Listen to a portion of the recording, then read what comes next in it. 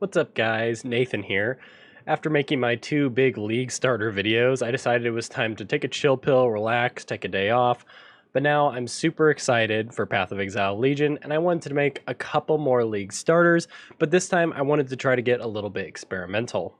My goal here with these builds, obviously, it's not all of these builds, it's just these top 5 builds here, was to take some of the newer mechanics, the new nodes on the tree, the new ascendancies, and even the new skills in some cases, and just bring some life to them and get you guys thinking about how I would play them if I would start with them, and then in some cases, maybe I will be starting with some of these. So really quick, before we jump into them, let me tell you about how you should be reading these experimental path of building paste bins. So let's open up this one. We'll get into it a little bit later. But yeah, you should get into the tree here. Obviously, this is just the skill tree. This is the most familiar thing for you guys. If you just follow this skill tree to a T, then that's pretty much what I'm giving to you in terms of information about starters, but I did do a couple of other things.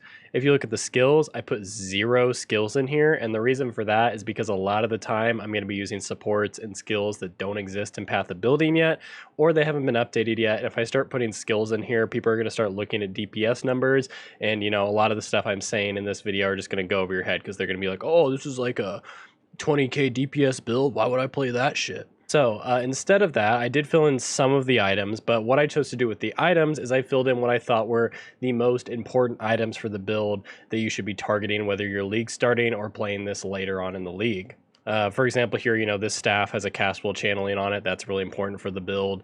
But I do get into that a little bit more when you go up here and click on the notes section. So for all of my builds here, I did put some notes together. I put a little title up here so you can get an idea of what kind of build it is. Then the main links, this is like the most important stuff for the build. Then the auras that I decided to reserve my mana with. Then the utility stuff. And then all of my gearing options that I thought of for the build.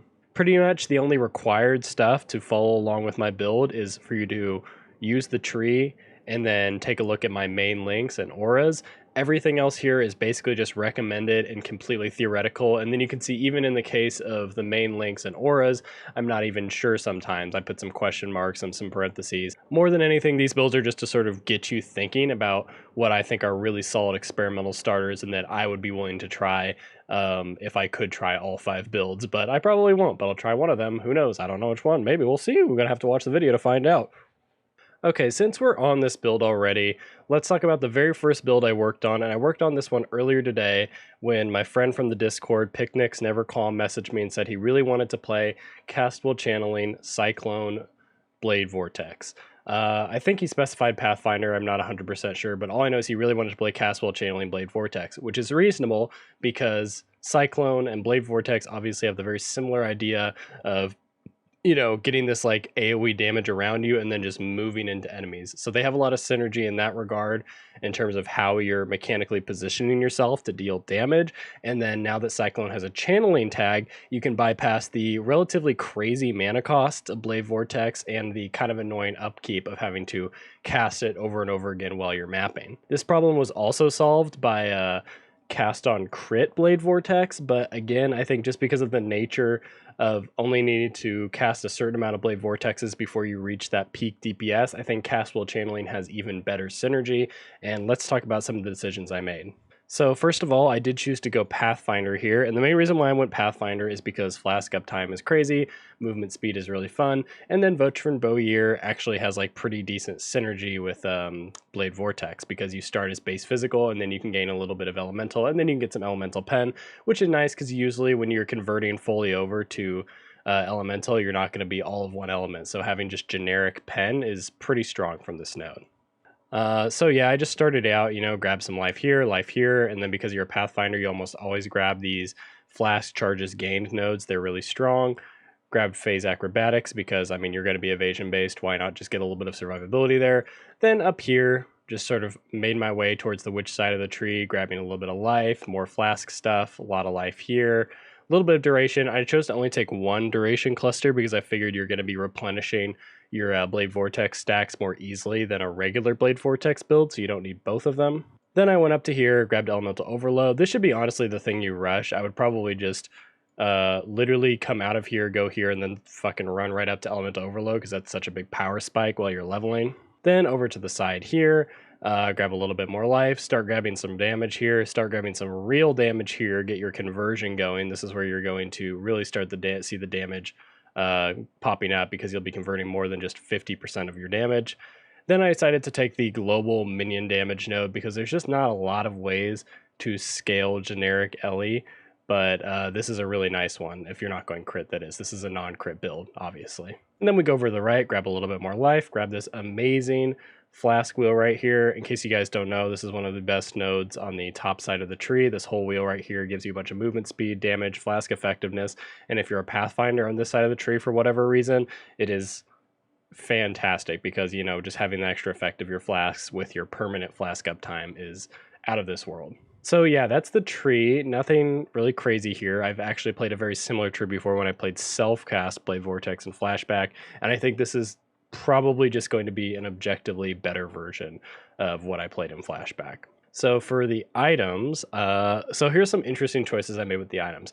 First one is I chose to go for a staff. Now this was suggested to me by Picmic himself, and that's because you can get this built-in castable channeling on Shaper staves, and then you can also get +1 of levels of socketed gems, and then you can roll a couple of nice spell damage mods. Obviously this is going to be a more high-end thing if you're going to be rolling both the socketed gems and the castable channeling mods, but I think this is a really nice way to get a ton of damage on your Blade Vortex. The reason why it's good to be able to get your 6 length in your hand, you know, your weapon, rather than your chest, is because that opens you up to do 2 different things for your body armor. You can either go Queen of the Forest, which is what I would do on this build because I really like going fast, and Queen of the Forest lets you run a couple of flasks here. You would run like a Jade Flask and a Stimnite Flask with increased evasion, and then you're going to be hitting that evasion cap or very close to it, and then you'll be going super fast, which is, you know, my favorite way to play Cyclone Pathfinder by far. Or you can go Calm's Heart. Now, as you know, Calm's Heart is going to be the best in slot item if you just want to get a lot of life on your chest, and that's like just an excellent trade-off. If you don't care about breaking that like 250% movement speed mark and you're fine with, you know, 190, 180% movement speed, then just go Calm's Heart instead. You're going to have insane survivability, run something like a Basalt or like even a Quartz Flask here. When I played this build in Flashback, I went Calm's Heart because I felt like I didn't need that much movement speed, but I also wasn't playing with Cyclone, and obviously Cyclone lowers your movement speed, so it's kind of better to make that up somewhere. In my opinion, Queen of the Forest is better. Super subjective, up to you. And then the gloves, this helps you convert the rest of your damage over. You could also just craft on the cold conversion, fire conversion, or lightning conversion once you unlock that crafter syndicate. And then the amulet, this is just a little bit of extra survivability because we do have a lot of dodge and we do have a lot of life. But I mean, if you want just that little extra oomph to save you from getting overwhelmed by enemies, Solstice Vigil, free temporal chains, and then also makes your Blade Vortexes last longer. Fantastic amulet. And then before we move on really quick, I want to touch on the flasks. You have to use a Quicksilver Flask of Adrenaline or you're not getting the most out of Pathfinder, in my opinion. And then Etziri's Promised and the Wise Oak, if you can triple balance it, are probably the 2 best DPS flasks for this build. And let's take a look at the gems here. So we have Cyclone, Castable Channeling, Blade Vortex, Physical to Lightning, Controlled Destruction, Concentrated Effect, and Elemental Focus.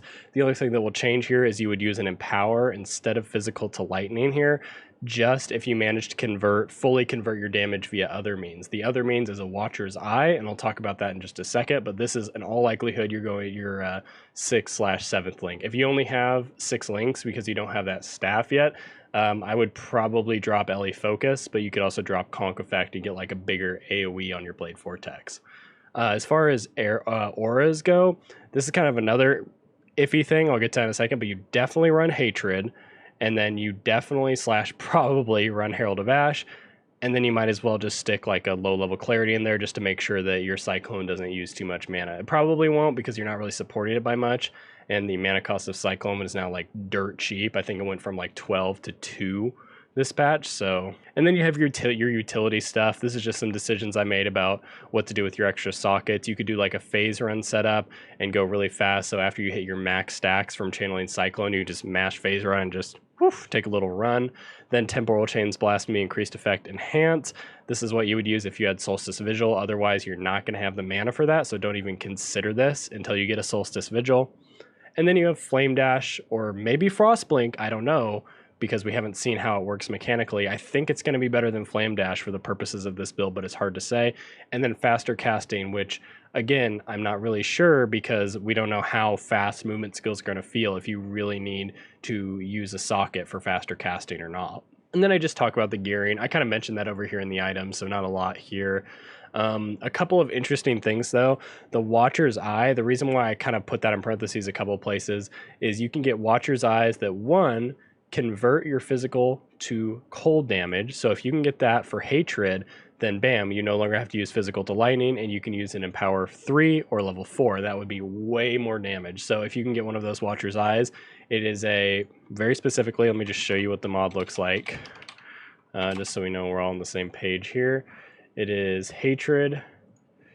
The mod is 33%, I think it's like up to 40% of physical damage converted to cold damage while affected by hatred. So if you can get that mod, then you could potentially drop physical to lightning and use Empower instead.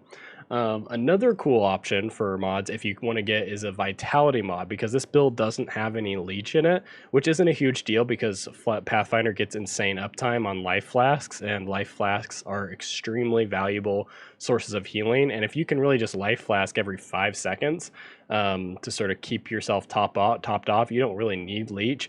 But if you want leech, you can actually get a Watcher's Eye that has global leech on it, and that is called Vitality Life Leech. So that would be read as 1.3% of damage leached as life while affected by Vitality. And then also because we're hitting a lot of times, because we're Cyclone and Blade Vortex, you could also get Vitality life gain on a hit. I don't think this is insanely valuable. The secondary one, I think Leech is better, but if you could get both, that would be a crazy amount of sustain.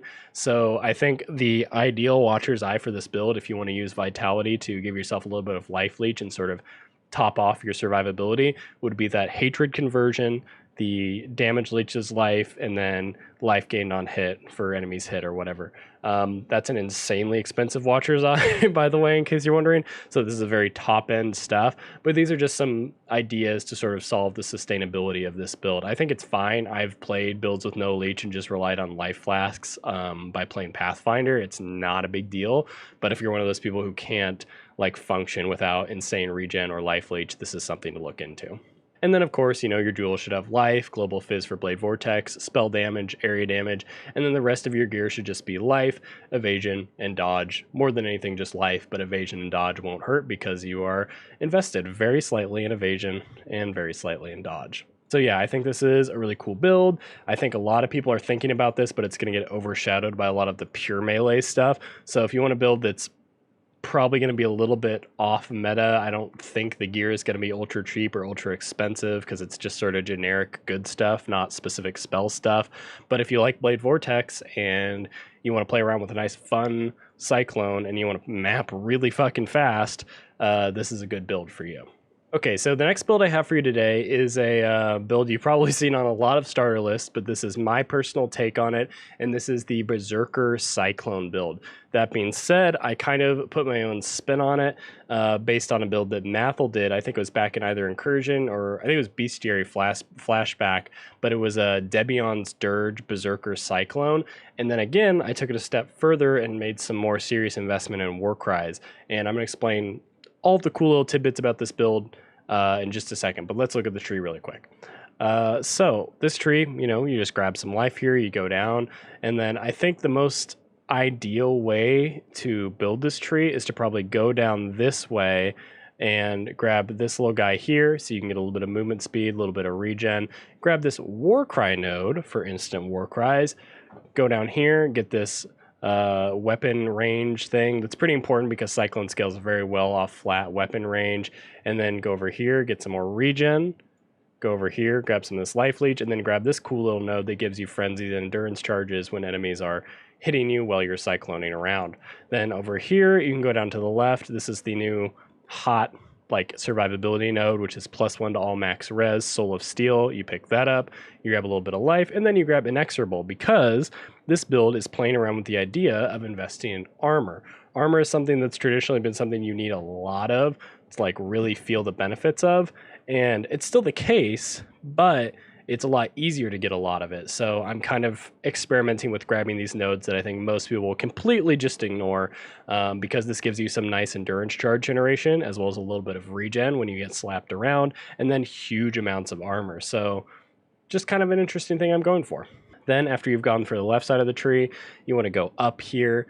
You're going to be grabbing this warcry node, and this is just kind of a little bit more effectiveness. I think you could skip it if you wanted to, but there's just a lot of synergy since you're going to be warcrying all the time to take a node like this. So I went over and grabbed it.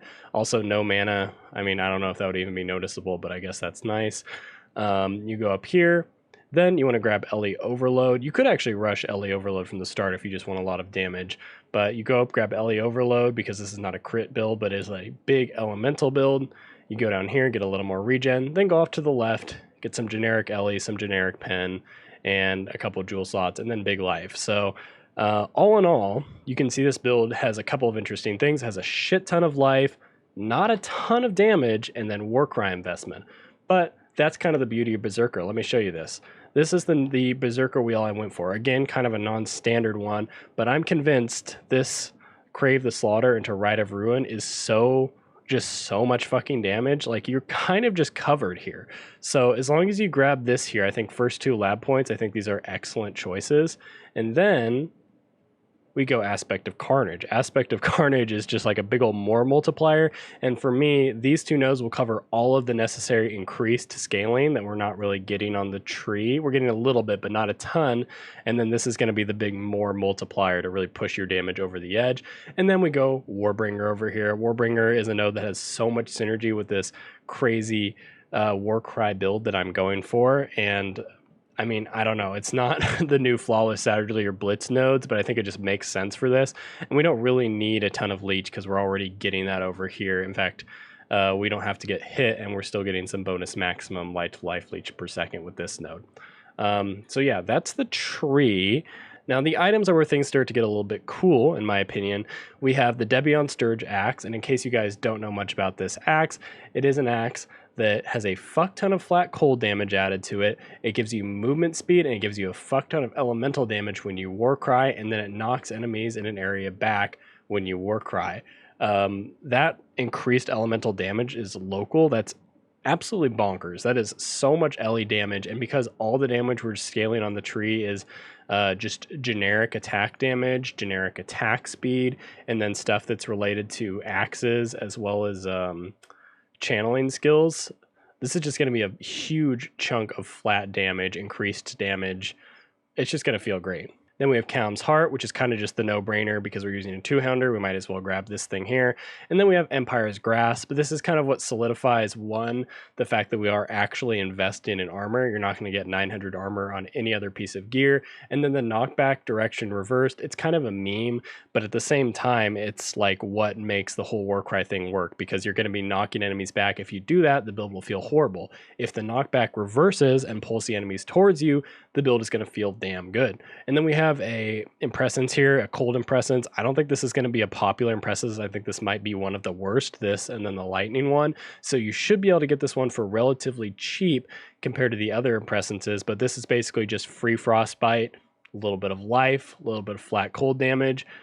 May or may not be best in slot, but it also gives you maddening presence, so it gives you some nice survivability and damage, and I just think it's a cool amulet to use for a build like this. We have the leather belt here. This is kind of a unique thing. I wanted you to use cooldown recovery just so you can warcry that much more often.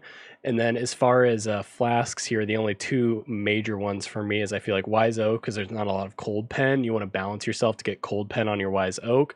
And then a granite flask of Iron Skin could be really cool too, because as you can see here, with almost like hardly any items, you know, we're sitting at 20k armor. So if you really want to invest in that armor and feel tanky as fuck, I think this granite flask of Iron Skin is going to be a really good investment to sort of counteract the damage you'll be taking from Rite of Ruin and Aspect of Carnage. So let's take a look at the links here. This is, I think, even more interesting. Here, I'm gonna actually add this really quick because you want to be able to alternate Enduring Cry. Let me explain really quick. So your main links, this is what I think the best links are going to be for Cyclone. It's hard to say. Again, this is why I didn't fill things in here, because I'm going to be using completely updated gems. Cyclone is a completely different gem now, as well as brand new gems that don't exist yet. So you're going to have to play around in Path of Building. You're going to have to experiment in game to decide which are the best Cyclone links. But this is what I'm guessing. Cyclone, Infused Channeling, Elemental Damage with Attack. Those are the three no-brainers for this specific build because we are pure Elemental. Then Ele Focus or Pulverize. I'm not really sure. Ele Focus is, of course, more damage. But if you want to maybe chill enemies, because you are going to be hitting a shit ton of times, even though we have a very small chill chance, like 8% chance to chill, slash freeze, you're going to be hitting a lot, so you might want to be able to rely on actually chilling things, so you could use Pulverize instead. Pulverize is also a more AoE multiplier, so really you're going to have to play around. I suspect Pulverize is going to be better, but Ele Focus is going to be more damage. Then for your second to last link, Cold Pen, Concentrated AoE, or Increased AoE, you're going to have to play around. I think it's going to be probably Cold Pen, just so you can be lazy and never have to gem swap. But if you want to gem swap a lot, you'd probably do Increased AoE for clearing, and then Conk AoE, Conk Effect, sorry, for bossing. And then your last link, I think, should be Fortify, because the build, even though it's heavily invested in armor, has some max res, you're still going to be taking additional damage from Aspect of Carnage and degenning from Rite of Ruin. So I think using Fortify is kind of just required to round out the build and make it like on the tankier side, not on the glass cannon side of things. Then as far as auras over here, we have Herald of Ice, probably Hatred. Wrath, comes very close, but the more cold damage you get in the build, the more Hatred starts to pull ahead. And then War Banner. I think War Banner is the best. We should be able to get our accuracy to an acceptable point. It only says 654 here, but we're also missing a lot of goodies, and then the newly updated accuracy formula. So we're probably going to want to use War Banner. We might use Precision, like a lower level Precision, depending on whether flat accuracy is better or not. But those are the three tentative auras I would use. And then I would use Blasphemy, Frostbite, Increased AoE, because we're getting a free Frostbite from Impressant, so why the hell not? Other utility stuff, we got Ancestral War Chief, Elemental Damage with Attacks, Ele Focus, Conk Effect. That's just pure single target. You just pop that down to start killing things. Leap Slam, got to go fast, got to get up and down ledges. Then Frost Bomb would be a nice single target support as well to give them that cold exposure. Blood Rage, if you want to just have massive attack speed, but also degen a little bit more. I think I would skip out on that one, but it does give you like really reliable frenzy generation, which is probably unnecessary, but cool, I guess. Molten Shell, highly recommend this because it's instant. You can use it while you're cycloning, and then even more so, you're going to be heavily invested in armor. So, you pop your flask, you pop Molten Shell, you're going to be a very tanky boy for a short duration. And then there's Berserk, which is kind of a question mark for me because it does give you a bunch of movement speed and damage, which is cool, but it also drains all of your rage. So I think you'd more want to use it as a defensive cooldown because it does grant reduced damage taken. You could stack that with Molten Shell, I believe. I don't think they have similar tags. So, I'm really positive. I think Berserk and Molten Shell would be both really cool defensive options for this build. And then as far as gearing goes, I think I kind of went over all that. Let's see. The thing you might want to double check on is you might need to get some accuracy on your gear, maybe some flat accuracy on your amulets, maybe even in your jewels could be a good idea. You just need to make sure, because it's really hard to tell right now with the lack of information Path of Building, just how much you need to really consistently hit. You don't need to have like 100% hit rate. You probably need like 90%. All you really need to do is hit enough to crit enough to proc Ele Overload, and then hit enough to like make your build not feel horrible. But I do think it's a pretty good choice to like play around and see what you need to do to get your accuracy up. And then your jewels should be, of course, life, two-handed damage, any kind of relevant damage node. You might consider flat cold, but in all likelihood that's going to be worse than some of the new damage nodes available to you, or some of the new damage scaling available on regular jewels versus abyss jewels. And then the last little point I hear is try to stack armor and see how it goes. We don't know just how amazing that's going to be, but based on the increased armor stuff that we took on the tree, let's see, we have a bunch here, we have a bunch here, we have a bunch here, we have some here. This is a big armor node. Based on all of that, I'm thinking that stacking armor might not be a horrible idea. Also, you know, if Empire's Grasp, we're already getting massive amounts of armor from the things I'm recommending you use for this build. So yeah, this is my warcry Cyclone Berserker. I think if you're interested in playing Cyclone, but you're looking for something a little bit different, because I'm sure a lot of people are looking for Slayer or, you know, pure physical or stacking impales. If you want to do something that's a little unique, but I think also really strong, fast, tanky, has a cool mechanic, warcries, instant warcries are fun. I can't reiterate this enough. Instant warcries are fun. Non-instant warcries are not fun. Yeah, it's a good choice. And then in case you guys don't know, Abyssal Cry is one of the most fun things in the game. You pop that, you go into a pack, poof, it's almost like you're using Impulsa, but on a cooldown. So yeah, I highly recommend this build. Depending on how expensive Debion's Dirge is, this could be like a tier 1, tier 2 starter build, I think, for most Cyclone enthusiasts. So this is my third build I have for you today, and I think this is going to be most interesting for people who want to see how good an ethical melee is going to feel. And it is a dual strike Slayer. Now, the reason why I chose to go dual strike over something like heavy strike or double strike or just something that has that, you know, hold in place, hit, whatever. I want to say name locking, but I always misuse that term, so I'm not going to. But what we're going to try to do here is we're going to try to abuse impact and brinkmanship and master of the arena and see just how good we can make a basic attack styled skill feel. And another reason why I went for dual strike is because for some ungodly reason, let's take a look over here. For some odd ungodly reason, where is it here? Dual strike, dual strike.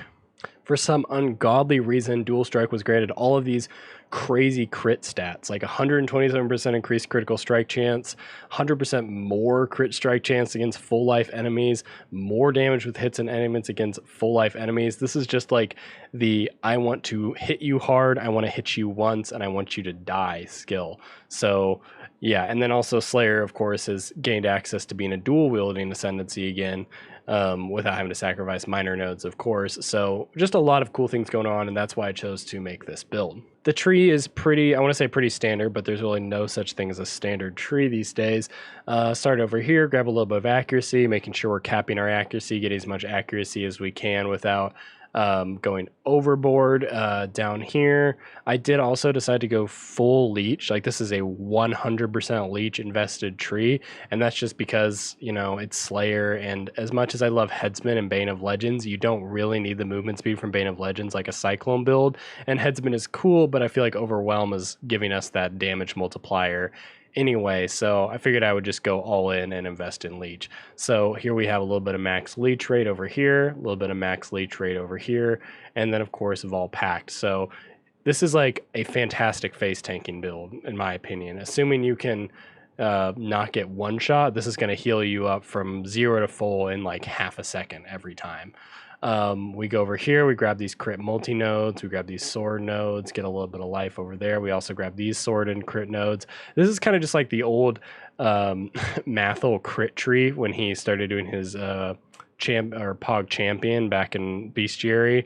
So it's like that, but with like a lot of leech investment. I would just prioritize grabbing all of the flat damage nodes and then working your way into the leech and crit nodes if I had to build this tree. And I might build this tree. This is definitely a top contender for me for a league starter.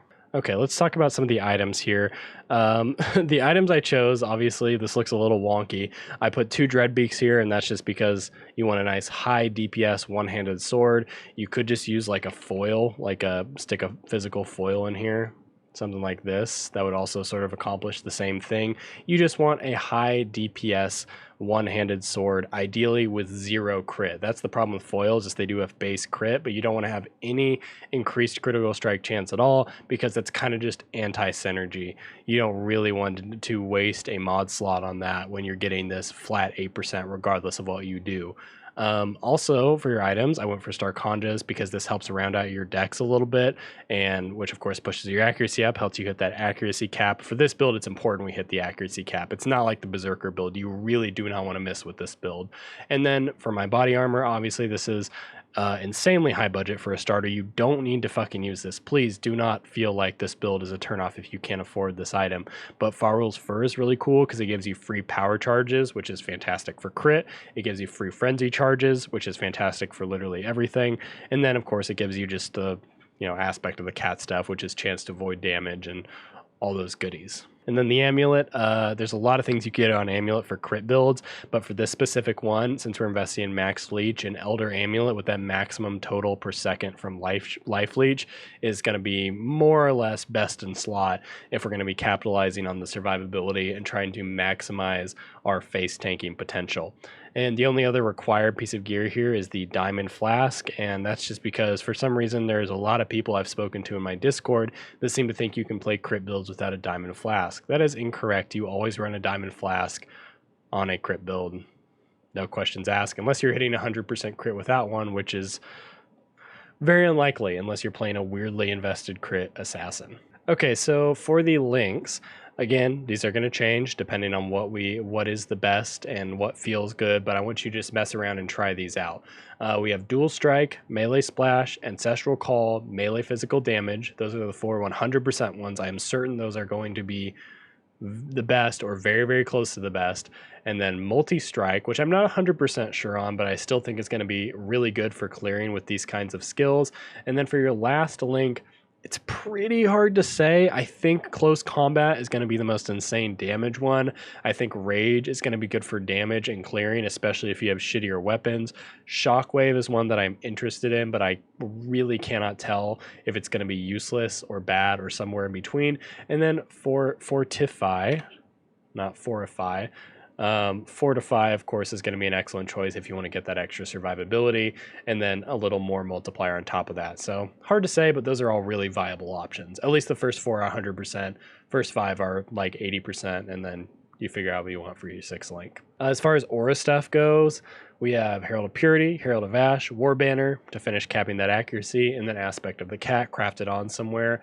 I'm sure there's a lot of other choices here. You could probably do Hatred, you could probably do Pride, Dread Banner instead of War Banner, potentially, if you want to just get a little bit of Impale going on. It's really hard to say here, but I think these are the ideal ones, or at least this is what I would do that kind of best synergize with this crit accuracy requiring dual strike build. Next up, these are the utility effects, just things I decided that you may or may not want to use to just deal a little bit more damage in single target situations. Vol Ancestral War Chief, melee physical damage, conk effect, ruthless. That's just big deeps. Vol Double Strike, melee physical damage, ruthless, close combat, potentially. I think that should work with Vol Double Strike. Those are minions, but I mean, Vol Double Strike has always been a little weird in how it treats things as minions, but also scaling weapon damage and weapon support. So I think that would be a good choice. Then Whirling Blades, faster attacks, blood magic, fortify. Fortify question mark. Don't know if you're going to put in your 6th length, but that's going to make you go fast. And then Stormbrand, curse on hit and feeble, just a little bit of defenses. Don't know if it's worth it. You only have 27 int, so you have to struggle with that. Blood Rage, probably something I would use. The build doesn't have a ton of attack speed, so that should be valuable. And then you're not really going to feel that degen at all through your Slayer Leech. And then Steel Skin and or Molten Shell, probably Molten Shell, but we don't have a ton of armor, so it might just be better to go Steel Skin. I think using one of the instant defensive skills is just a no-brainer if you can fit it in, though. Then we have gearing. I kind of went over everything here, kind of doing things in a weird order, but let me see. Yeah, the only thing that I should know is the jewels. It's really important to get max life and then crit multi on your jewels, because the regular jewels, not abyss jewels, have really good crit multi rolls on them, in case you've never built a crit melee build before. So definitely prioritize grabbing some of those, especially since abyss jewels have been nerfed. But yeah, that's it for my crit dual strike Slayer.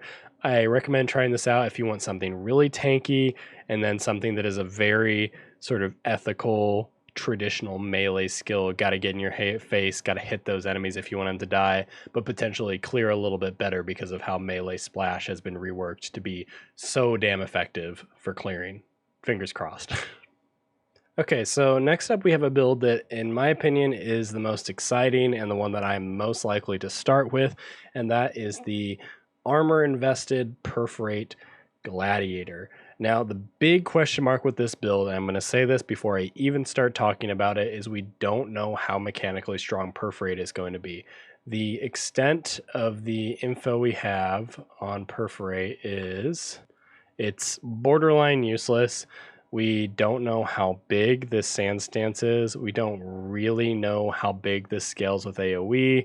The angles are kind of weird. All we know is you switch back and forth between doing this sort of single target attack.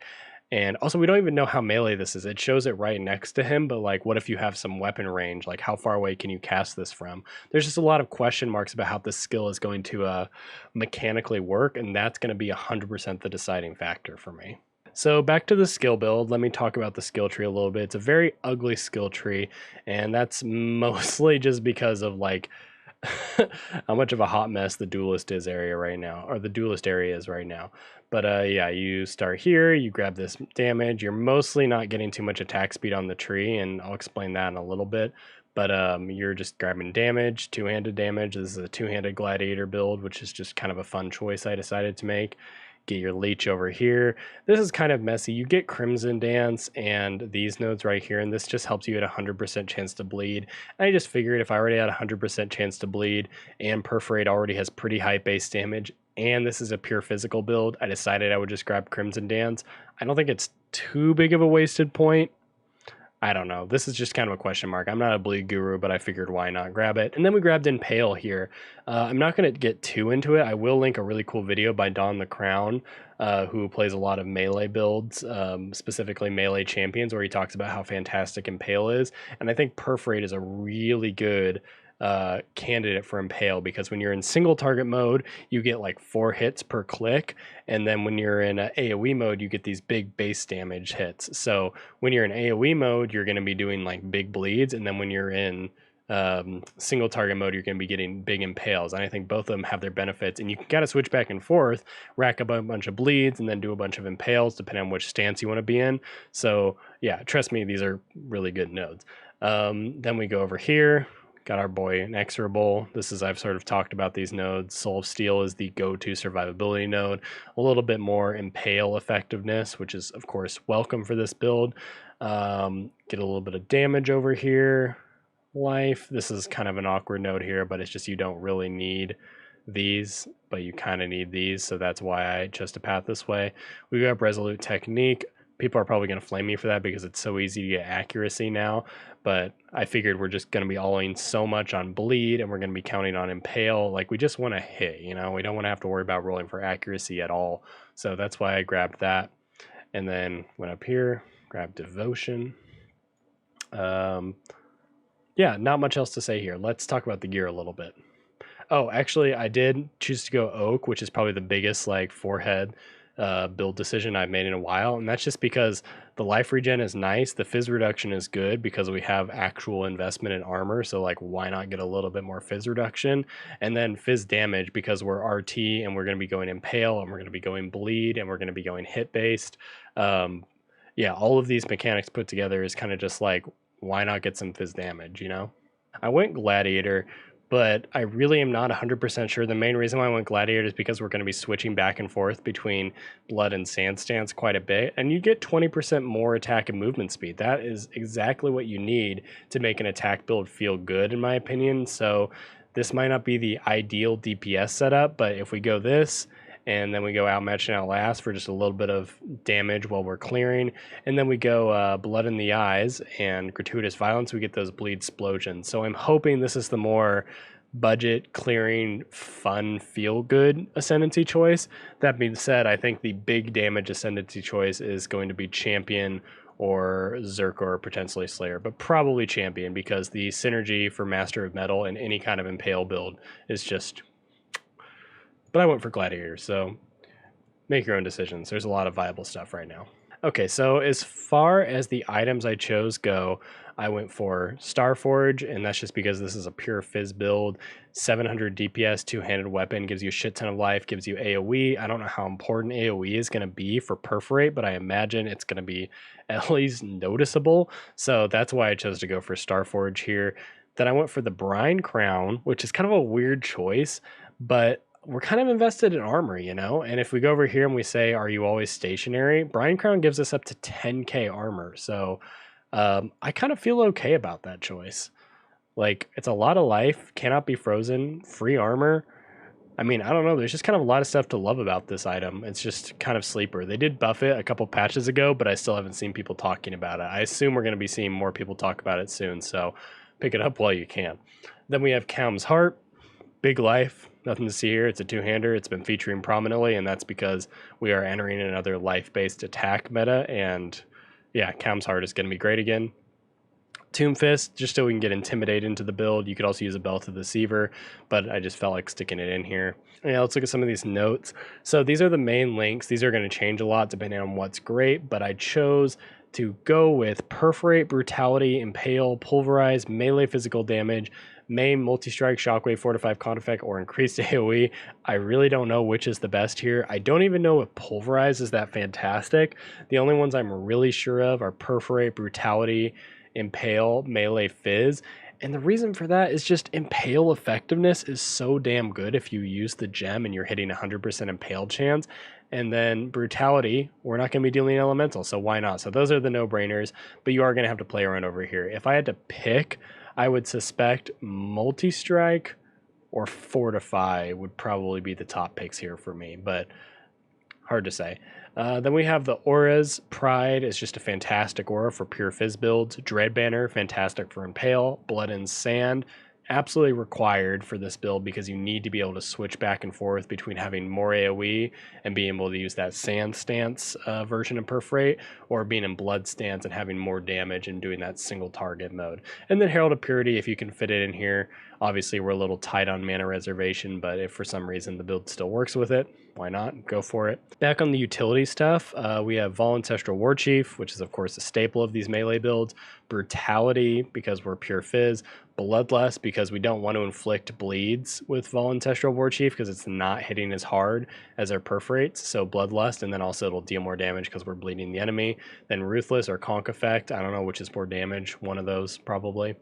Then this is just a little bit of extra here for fizz damage, and then making sure we have that bleed chance. Actually, we would have bleed chance regardless, but this is definitely more physical damage. Curse on Hit, Vulnerability, Stormbrand, or Increased Duration, Blood Rage. Not really sure what the best is.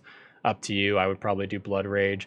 Then to get around, we do Leap Slam, Faster Attacks, and then Endurance Charge on Melee Stun, Fortify maybe, or Blood Magic maybe. The Endurance Charge on Melee Stun is because now Leap Slam guaranteed stuns enemies at full life, so you will be generating some Endurance Charges with this, which will synergize relatively well with Outmatch and Outlast. And then Fortify if you want to tank up a little bit and you don't end up using Fortify in your 6th link.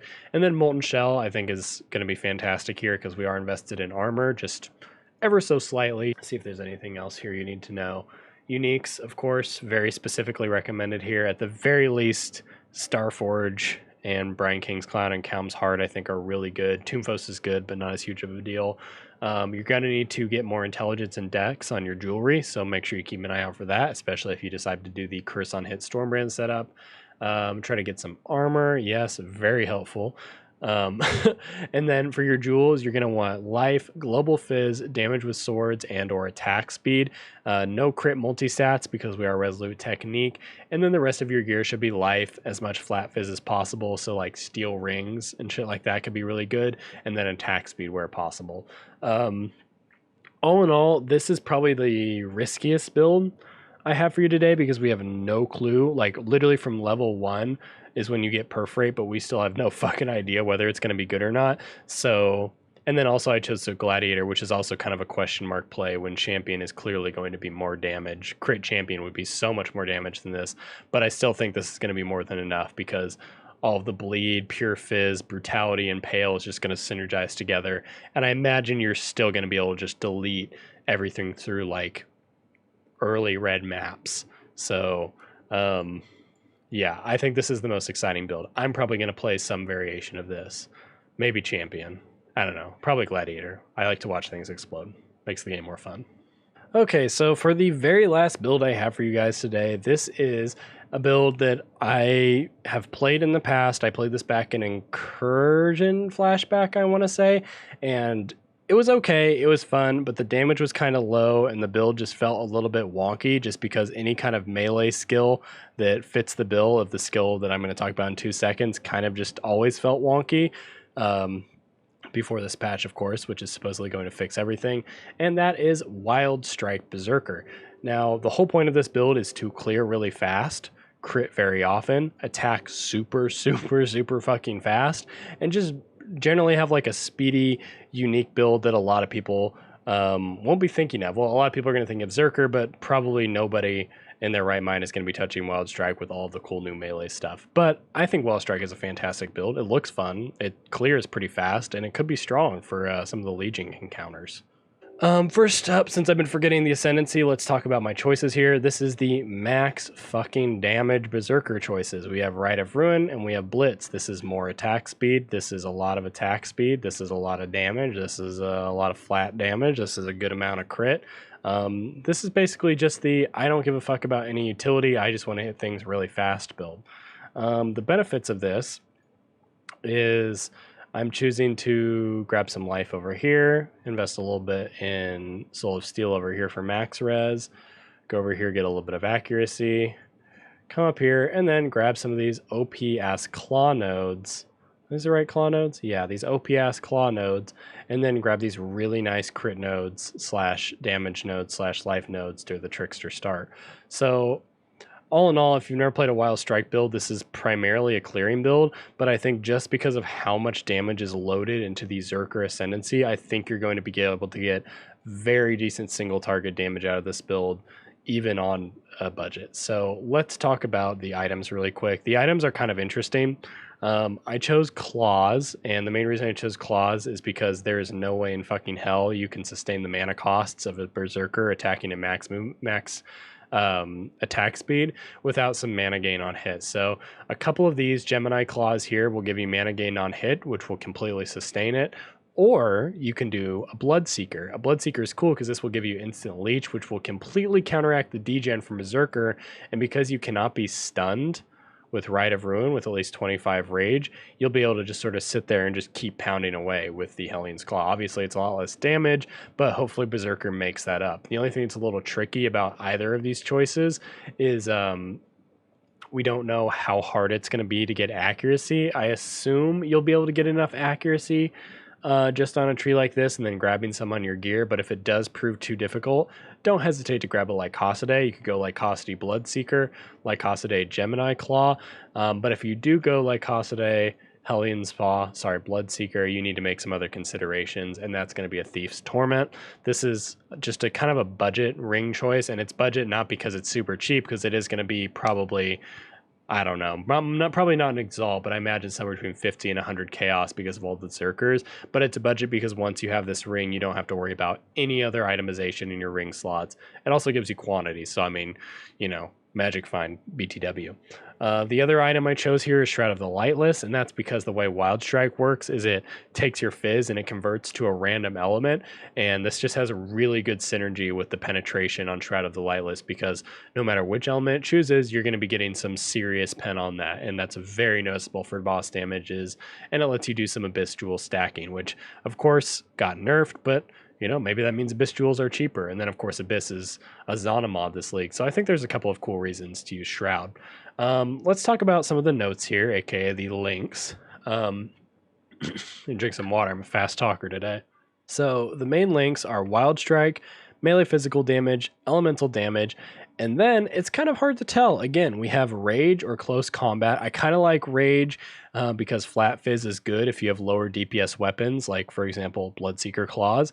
And then Close Combat is also good, though, because when you actually need the damage, like you're up close and personal and, like, fighting these enemies, you're going to be doing a lot more damage. It's, like, up to 59% more, I think. Let's see. I think it's, like...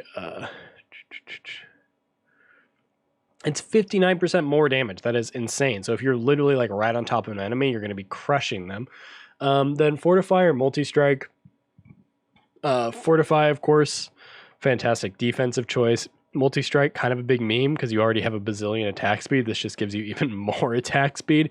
But because we might be relying on life gain on hit and mana gain on hit, or not mana gain on hit, that doesn't matter, but because we might be relying on life gain on hit to get a lot of our life back after getting slapped around by enemies, this could be a decent choice. It's like almost a pseudo survivability link inside of your 6 link. So that's why I chose either you get that or you get Fortify, whichever feels better. And then you're a Shroud, so you're actually only 5 linked. Your 6th link is going to be the built-in pen from Shroud. So those are the choices I went for.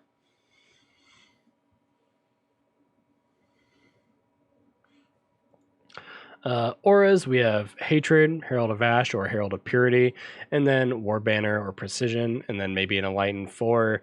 Again, this is hard to say. I think Hatred is probably the best choice here, especially for when you proc Ice with your Wild Strike. You'll get that little more multiplier on it. Herald of Ash and Herald of Purity, that's going to depend. The better your weapons are, if you do end up dual wielding some like, or even just single using like a badass like 400 DPS Gemini Claw, that's when you'll probably want to be using where are we at? Herald of Ash. But if you're using something like Bloodseeker, you might have to use Herald of Purity. You're just going to have to check in Path Ability and see which one is more DPS. Then this is a little tricky. You might not even be able to use a Herald. You might have to use War Banner or Precision. And that's because I really don't know how accuracy is going to work. You're going to have to play around and see what feels good, how often you're hitting. And then depending on how many of these you use, you might have to consider an Enlightened level 4. And yeah, that would be unfortunate, but it would allow you to run more auras, and it would make your build a lot more expensive. But definitely something to consider. Utility stuff, Vol Ancestral War Chief, Conk Effect Ruthless, all that good stuff. Curse on hit, Stormbrand, Ellie Weakness, Power Charge on critical. Power Charge on critical is kind of a question mark for me. I don't know if that's worth investing in, if you're even going to crit enough with all of the generic sort of reduced crit you get from Blitz. But if you can build some power charges, that might be nice. And of course, it would stack on top of each other because every time you build a power charge, you would be more likely to crit. Ellie Weakness, I think you really want to try to fit this into the build somewhere specifically because you're dealing all 3 elements. So having that, like, well, not all 3 elements at all 3 times, but you're going to have a random chance to deal one of the 3 elements. So being able to reduce the resistance, regardless of what element it chooses, is very strong. To get around, you can either use Leap Slam or Whirling Blades. Actually, you definitely can't Leap Slam with Claws. That's an silly mistake. Sorry, guys. You want to Whirling Blades around with faster attacks. That's going to be the craziest fasting Whirling Blades I think anybody's ever seen. And then for your defensive choices, you want Berserk or Steel Skin. I think Berserk is probably a better choice. But Steel Skin might be better. Berserk's just cool because you get this flat damage reduction, whereas Steel Skin is like if it runs out, like if you fill up the meter, you try to tank too much with it, it'll just be gone. Whereas Berserk, as long as you're still hitting and generating rage, you're gonna have this like I think it's like 29% or something. Where are we at here? Berserk. 26% less damage taken. I mean, that's just like a flat damage reduction. That lets you just continue to face tank as long as you're building rage. All of the gearing stuff, talked about it as per usual.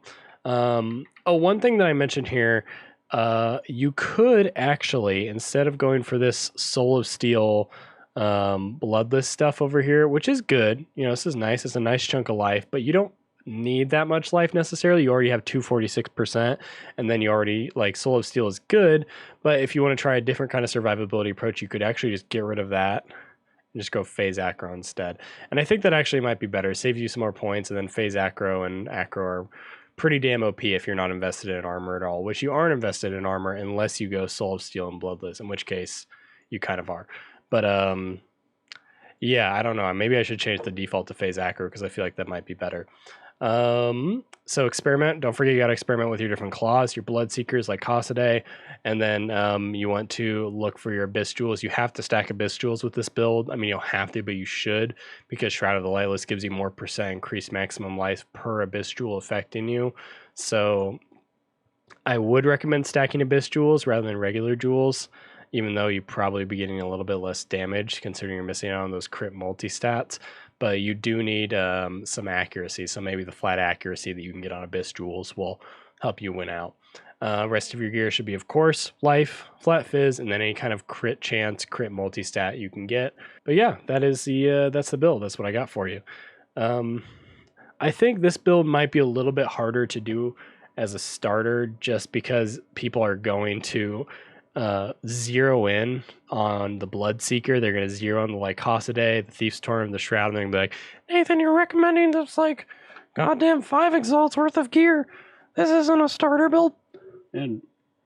But if you can like roll with the punches a little bit and just realize you're getting plenty of damage from this and you don't actually need to invest in all of these recommended uniques and expensive rares that I have here, I think it could be a cool starter. And if you guys have never played Wild Strike before, hop in right now into Standard, buy a Wild Strike gem from Lily in Act 6, and just mess around with it because it's like a pretty fun jewel. You can clear like whole packs with Ancestral Call, and it has like a really fun sound effect. It's just kind of unique. So if you want something kind of unique, you want to play crit, you want to use claws, you want to be a berserker on top of all of that, then this is the build for you. Anyway, guys, I hope you enjoyed my experimental league starters.